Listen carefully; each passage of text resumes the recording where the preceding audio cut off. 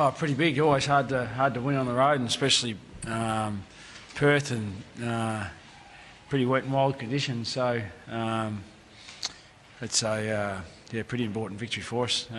Last time we came here, we had a pretty disappointing 5-goal loss in a big game, and just never seemed to get ourselves into the game. But it was really important that we got away to a really good start this particular game. We kicked 6 goals in the first quarter, and it was always going to be difficult to haul that back. But it was a pretty significant breeze early on, and Fremantle obviously had it in the second quarter, and it was probably the second quarter that really was the telling quarter, because Fremantle were just unable to get the ball forward enough for them to be able to kick a score in the second quarter when they still had a pretty significant breeze. So our boys worked really hard in that quarter, and to win the quarter, even though it was by just a small margin, by a couple of points, to still go in with a 6-goal margin at half time was really important for us.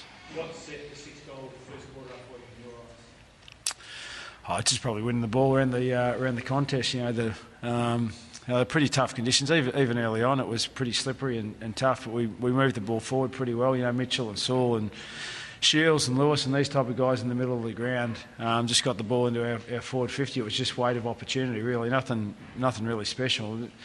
Nothing really special about these nights. They're just tough grinds, and usually the team that just works together well and keeps the ball surging forward is the team that wins the game. And I thought for the bulk of the game we did that particularly well. Fremantle got a little bit of a go at it in the last quarter, but the game was well and truly dusted by then.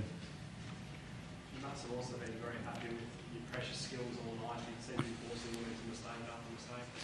Yeah, that was really pleasing. It wasn't a great night for taking a lot of marks or kicking a lot of spectacular goals. It was just going to be a really hard grind, which was the Silvani-Franklin matchup was a really interesting one, because Buddy couldn't have the type of day that he'd like in terms of taking marks, but his influence on the game was still pretty profound from our point of view. He laid a lot of tackles, and we had a lot of inside 50 lock-ins, which was really important for us, because in those type of conditions, and as I said, the second quarter was really telling that we were able to keep the ball locked in our 50 for such a significant part of the quarter. It disallowed the Fremantle side to get forward to get a scoring opportunity, and Buddy was a key part of that. Even though he didn't kick goals for us tonight, his role was really important, and those defensive pressure acts that he performed, but also the bulk of the side did for the bulk of the game, were just first class, and that's the reason why we ended up winning the game.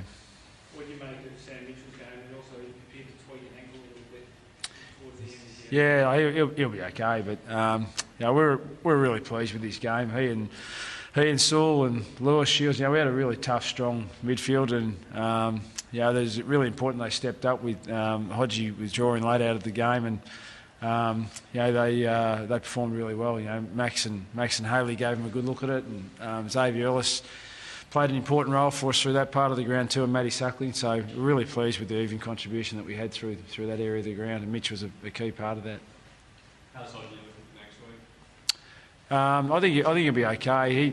He got a knock in the game early against Melbourne last week, and I think it's one of the early contests in the game, and he played out the game against Melbourne, but he just had a little bit of swelling, and we thought it would have dissipated by Thursday. We tried to train, it just wasn't quite right. So we erred on the side of caution. We came across the Fremantle last year in the final, and Hodgie was a little bit sore in the knee, and in hindsight we probably shouldn't have played him. So big travel game, 6-day break. Really important that we had fresh players out there tonight on a big ground that can run hard, and so we decided to give him a rest, and hopefully he'll be right for next week. So we'll go back tomorrow, so we'll assess him tomorrow when we get back there. Hopefully the swelling's gone down a bit, and he'll be right to play.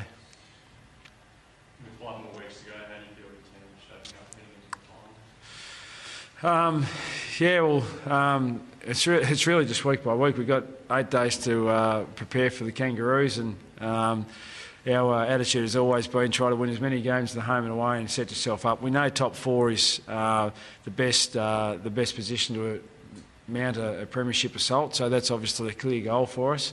But we really don't look forward any more than the Kangaroos next week. They've been in pretty good form over the last 2 to 3 weeks. They had a bit of a hiccup against Carlton on Friday night. You know, they're a very, very good side as well, Carlton. So we need to play really well and prepare well for this game against the Kangaroos. With most of the talk surrounding Collingwood and who's going to match them and a bit about Geelong, have you enjoyed flying under the radar a bit? Listen, we just take it week by week, and the radar is all pretty much determined by the media, and we just focus on what we've got to do week to week, and if that draws media attention, so be it. If it doesn't, then it doesn't worry us. So we just move on, get ourselves ready for the Kangaroos. Thanks, guys.